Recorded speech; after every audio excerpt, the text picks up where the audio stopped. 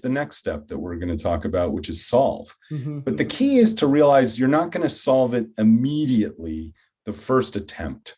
You're going to develop a very wide range of potential solutions. In fact, I quote Linus Pauling because I say you'll learn to diverge before you converge, in the spirit of two-time Nobel laureate Linus Pauling, who said, the best way to have a good idea is to have lots of ideas.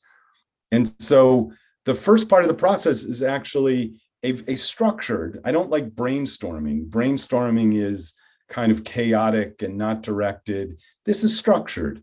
And you'll use a couple of techniques that I illustrate in the book. One is called nominal group technique, which is a way of engaging everybody on your team, whether they're, no matter what background they come from. A big part of team formation that I talk in the book is the critical importance of diversity and inclusion, to invite everybody to participate from your diverse team in ways that might be different from others. And so nominal group technique is a way of engaging people, perhaps who are introverts, who are often ignored or not taken seriously or not allowed to participate in these because they're dominated by extroverts. So nominal group technique is a structured process I have in the book. And then there's another one called systematic inventive technique, which is a really surprising technique.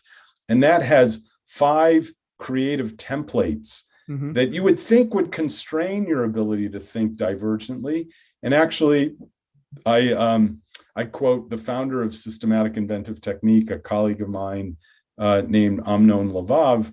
And in fact, in the audio version of the book, there's a bonus section at the end with an interview between the two of us. But systematic inventive technique, because we don't have time to go into it in too much detail, but it'll blow the minds of the readers and listeners, because it is, and there's great examples of what comes out of that approach. What do you mean when you say diverge before you converge?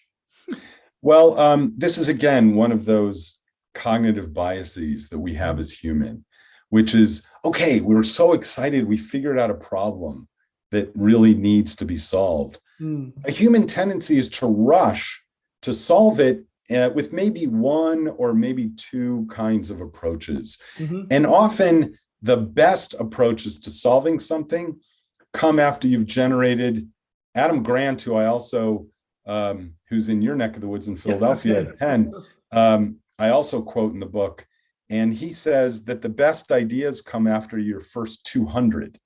So diverge means to, at first, think very broadly and very expansively about lots and lots of potential solutions to the problem you've identified. Again, because usually the most creative, the most innovative, the most effective solutions aren't among your first 5 or 10 or even 50.